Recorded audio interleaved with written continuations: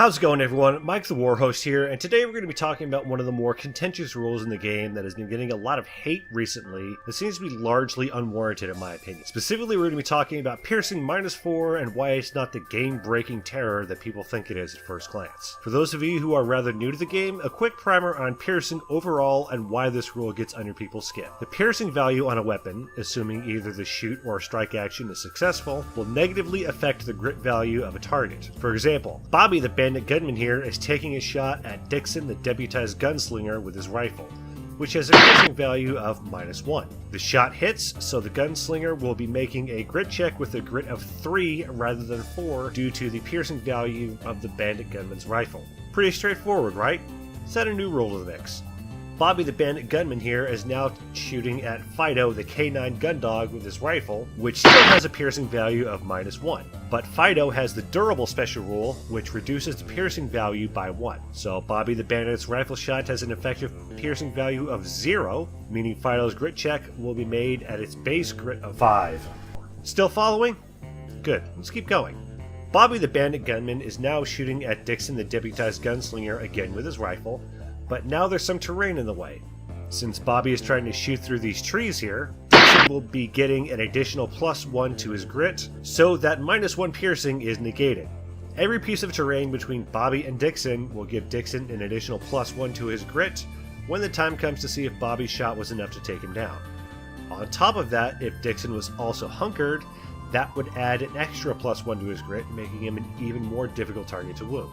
Now that we have the basics down, let's look at what's causing so much commotion. Wyatt Earp here is taking a shot at Augusta Byron with his Magnum Peacemaker.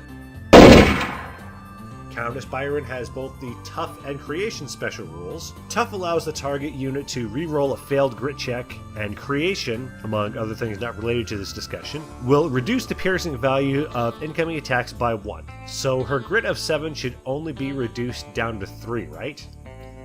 That's not too bad, is it? Wrong. Both the Tough and Creation rules don't come into effect against piercing values of -4 or more, meaning Augusta's grit will actually only be 3 without any Tough rerolls, so she would need to roll a 7 or higher to pass. Now imagine how much more Wyatt's gun would hurt if you shot at an enemy with a lower grit stat, like Mantis here. Her grit is only 5, so in order to survive a shot from Wyatt, she'd need to roll either a 9 or a 10 to do so. Even her metal wouldn't be enough to save her from the Grim Reaper if she failed, though Augusta's Carpathogen would certainly help. With that scenario, it would seem like the rules around piercing -4 would be a bit overpowered, right? A weapon with that stat would simply be able to delete models from the board with no problem, right? Not quite. Let's revisit our shootout with Wyatt and Augusta for a moment while keeping in mind our previous discussions with Bobby and Dixon. If we put some trees in between the two models, then Augusta's grit goes up to 8. Add in some barrels, and it goes all the way up to a whopping 9 grit. Even with a weapon with a piercing of -4, that still gives her a 50% chance of surviving. And if we put Mantis in the same spot, her odds of surviving won't be as good, 30% versus 50%. She has an extra rule called the Quicken the Dead, which we haven't covered yet. The Quicken the Dead allows a model to make an unmodified quick check before their opponent fires. If the check is successful, then all shots for that action automatically miss. So in our example, if Mantis passes her quick check, then Wyatt's deadly piercing -4 shot does nothing. Mantis also gains the hunkered condition until her next activation, giving her an extra +1 grit.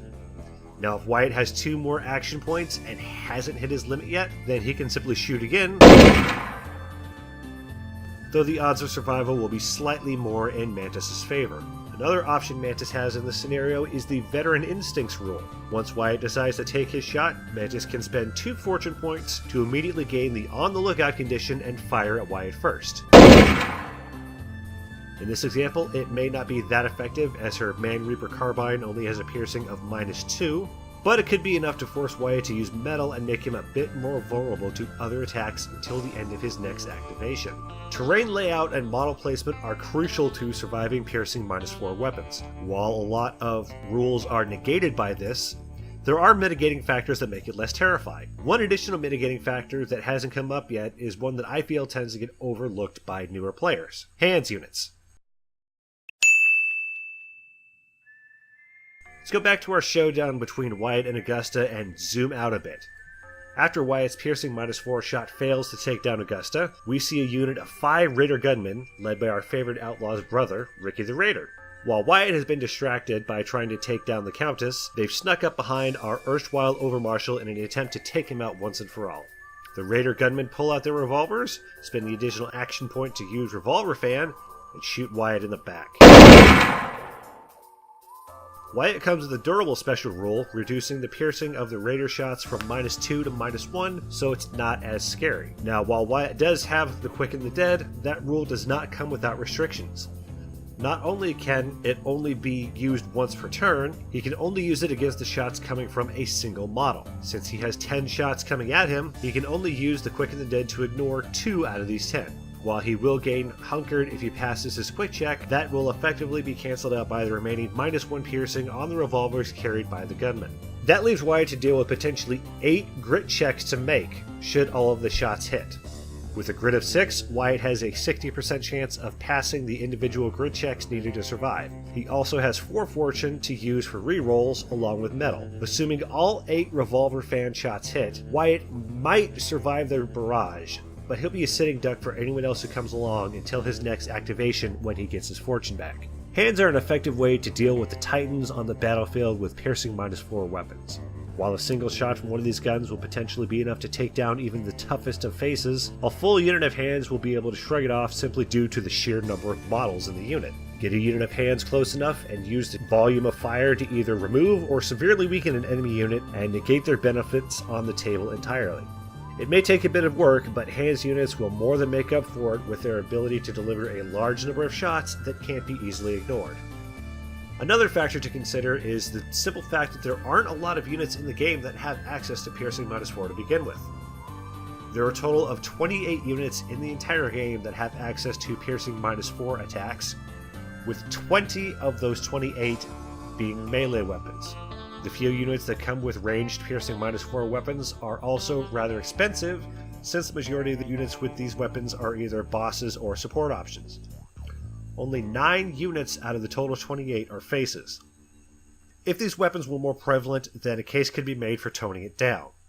When it comes to new players, I think the impact of piercing -4 is magnified a bit due to the fact that a great deal of the current posse sets contain at least one model with access to piercing -4, which makes it seem much more prevalent in the game than it actually is. When you're just starting out, learning how the game works, and slowly building up a terrain collection, these weapons can have a very lopsided effect on the outcomes. If you're noticing this is cropping up rather frequently in your games, it may be a sign that more scatter terrain is needed to provide additional obscured bonuses and lessen the overall impact of the stronger weapons.